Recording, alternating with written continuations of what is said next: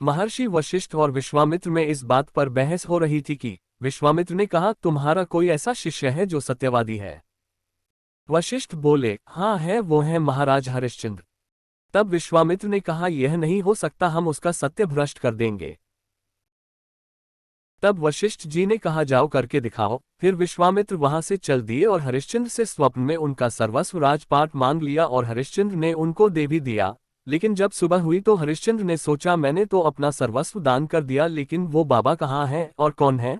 तभी विश्वामित्र जी वहां पहुंचे और बोले, मैं ही रात में तुम्हारे स्वप्न में आया था, चलो अब अपना वचन पूरा करो। तब राजा ने कहा, महाराज सब कुछ आपका ही है, आप ले ले। फिर विश्वामित्र जी ने कहा, दान के बाद दक्षिणा भी होती है, वो लाओ। तब राजा ने नौकर से कहा, महाराज को दक्षिणा दो। तब बाबा ने कहा, जब राज्य मेरा तो तुम इससे मुझे दक्षिणा कैसे दे सकते हो? चले जाओ बाहर, अपना शरीर बेचकर मेरे लिए दक्षिणा लाओ। राजा अपने पुत्र रोहित और पत्नी शैव्या के साथ राज्य से बाहर चले गए। उसने एक डोम के यहाँ अपने आप को बेच दिया, उतने से भी बात नहीं बनी। महाराज बोलते हैं और दक्षिणा लाओ, तब वो अपनी पत्नी को भी एक ब्राह्मण के यहाँ बेच देते हैं।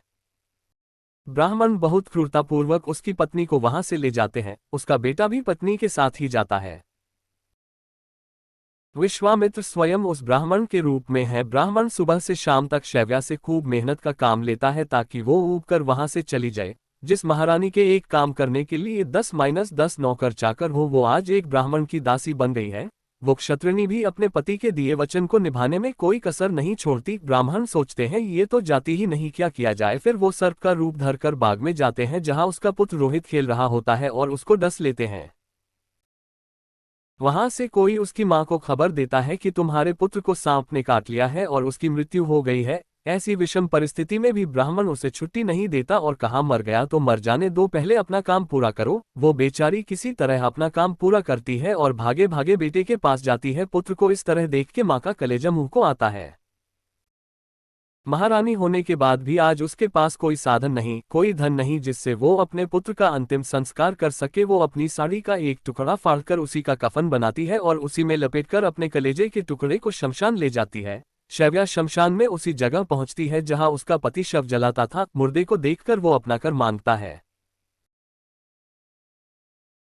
स्त्री रोती हुई कहती है, मेरे पास धन नहीं है, मैं गरीब हूँ, गुलाम हूँ, अपनी साड़ी को फाड़कर कफन बनाकर लाई हूँ, मैं कहाँ से कर चुकाऊंगी। लेकिन फिर भी वो नहीं माना। वो बोला, मैं अपने कर्तव्य के अधीन हूँ, बिना कर लिए मैं शव नहीं जलने दे सकता। रात के अंधेरे में शायद हरिश्चंद्र अपनी पत्नी को नहीं पहचानता होगा। उसे ये भी नहीं पता कि उसका पुत्र अब नहीं रहा। शायद उसे ये पता चले तो उसकी कर्तव्य निष्ठा ढीली पड़ जाए। तभी बिजली चमकती है। दोनों पति पत्नी एक दूसरे को देखते हैं।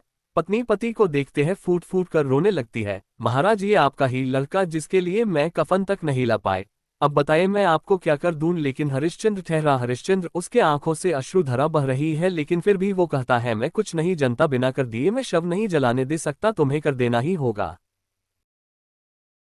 फिर भी स्त्री रोती है, कृपा करें, मैं कहाँ से कर दूं, मेरे पास कुछ भी नहीं है। फिर भी हरिश्चंद्र नहीं मानता तो रानी अपनी बची हुई साड़ी को कर के रूप में देने लगती है कि तभी आकाशवाणी होती है, धन्य हो हरिश्चंद्र, धन्य हो। कुदरत में तहलका मच जाता है, सारी शक्तियां प्रकट हो जाती हैं। सभी देवतागण आ जाते हैं, वशिष्ठ और विश्वामित्र भी आते हैं और सारी बात बताते हैं और बोलते हैं, हम मान गए, संपूर्ण विश्व में तुम ही सत्यवादी हो। धन्य हो महाराज, मैं तुम्हारा राज्य तुम्हें वापस करता हूँ।